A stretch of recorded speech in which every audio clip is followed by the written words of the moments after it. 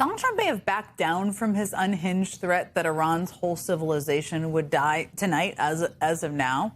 The threat itself is one more piece of evidence that his opponents are using to call for his removal from office through Section 4 of the 25th Amendment. And that is a process, of course, that has never been tried before, and one that almost certainly would not succeed, at least right now, because it requires the support of the majority of Trump's cabinet of sycophants or two-thirds of a Congress that is led by little lackey Mike Johnson.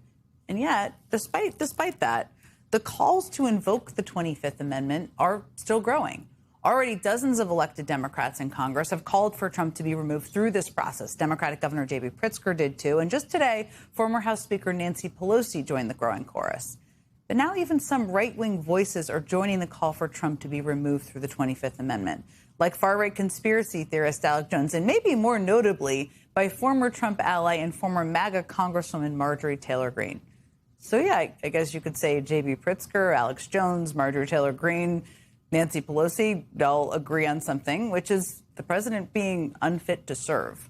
Joining me now is Maryland Governor Wes Moore. Before getting into politics, he served as a lieutenant with the 82nd Airborne Division in the U.S. Army. Governor Moore, it's always great to see you. I mentioned it's unlikely to happen. It's great to see you. It's because of who's in charge. And I talked a little bit with Senator Mark Kelly about this, too. But it's important to talk about whether the president of the United States is fit for office. And there's a growing chorus. Do you think we're at a point where invoking the 25th Amendment is warranted? What's your view? Well, I mean, I've long said that Donald Trump should not be the president of the United States. What we saw this weekend was not in some kind of aberration. It was a continuation of the fact that he every single day continues to show that there's an unhinged nature to the way that he is approaching the job, and frankly, something where he is more selfish than selfless in the way that he approaches public service. I also know that I do not have a vote.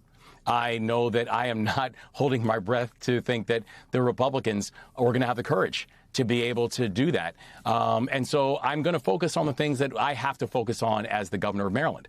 The fact that we are watching how gas prices have jumped over $1 in the past month, how energy prices have doubled over the process of the past year, how grocery prices continue to rise because the president continues to do this illegal tariffs because he's throwing temper tantrums. And so we're just continuing to find ways of actually making our communities safer, making sure we're addressing rising costs, and making sure that we're protecting Maryland from the fact that we have a president of the United States who, frankly, should not be in that seat right now.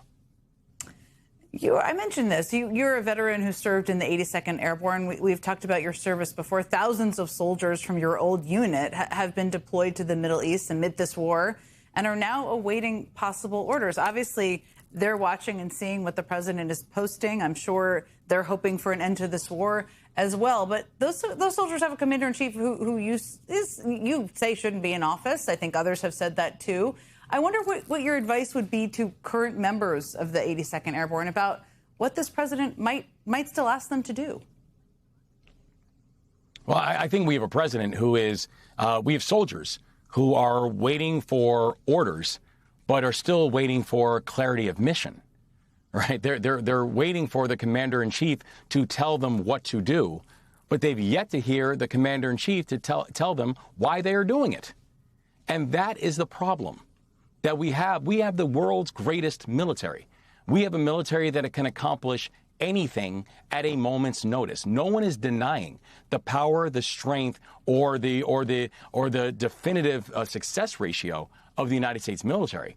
But just like any toy, the president's using it like a toy that should just be used in any way that the president sees fit. And so I continue to pray for our service members, and I continue to pray for their families that they don't just receive clarity from the commander-in-chief, but also that they're receiving orders that are legal, because that is how they have to think about ways they are going to manage this next phase of not just these operations, but the next phase of their lives. I know for people like yourself or people who are no longer serving but have served in the past, this is incredibly difficult to watch and know what people are being asked to do who are serving in the military. Have you spoken to others you served with, and can you share some of their thoughts on what they're seeing? Absolutely. And I've had numerous conversations with both people who are still in service now, but also people who I served with in Afghanistan. I remember the morning that we got word that the 82nd Airborne Division, my old division, was mobilizing to the Middle East. And I spoke with someone who I served with in the 82nd. And, he was even saying that, when we were serving overseas, there were a few things that we always knew. One was that the use of military force was the last option, that we should have exhausted every single option before military force was used. The second was that we had a clarity on mission and a clarity on the end game. And the third was that an international coalition was being built that would help take the pressure off of U.S. forces. The problem with this operation is none of those three things have been accomplished. Where initially it was said that, that we had an imminent threat of nuclear weapons, despite the fact that months ago we were told that their nuclear program was obliterated. Then it was told that we could not deal with the Ayatollah and this current regime, and that we had to change the regime, even though now the new leadership is even more hardened than the leadership we had before. Then it was told about the Strait of Hormuz and the idea that the Iranians should not be in charge of the Strait of Hormuz. And it's the Iranians right now who are in charge of the Strait of Hormuz. And so we continue to see a goalpost that is moving because we have a president who is trying to figure out how to get out of this and save face. And that's not fair to the soldiers who then have to go and execute on these operations. I want to ask you about another reason you're in the news right now, which is your record in the military and in office has come under remarkably close scrutiny by the Baltimore Sun. On its face, it's not a bad thing. Obviously, journalism is important, and certainly public figures should be scrutinized. But what people should know about the larger context is that the paper is now owned by a Trump ally named David Smith, who is the executive chairman of the Sinclair Broadcast Group. We've talked about the Sinclair Broadcast Group a lot on this show. And according to new reporting from Semaphore, the paper has brought on a team of investigators from Sinclair to come through your record. And in one message to your staff, they even threatened to present their findings to the Secretary of the Army's office. Now, I have dealt with a lot of investigative reporters in my time. I have never heard of anything like that before. But explain for our viewers what is happening here. Well, it's actually a very sad day because the Baltimore Sun used to be our paper of record. It's now become the paper of the right wing.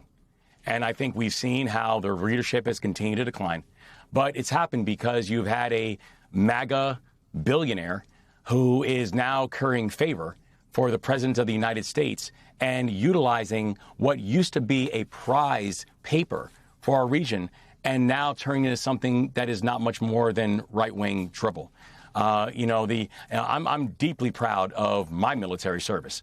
I'm deeply proud of the fact that I served with people who I respect, and frankly, no one in the Army questions the United States Army doesn't question my integrity.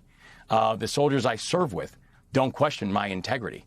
But we are seeing how the right wing and these right wing billionaires, like David Smith, is then using his wealth to be able to manipulate local media, and is doing it not just in Maryland, but this is a canary in the coal mine for things that are happening all over the country, and they're doing it to curry favor for Donald Trump.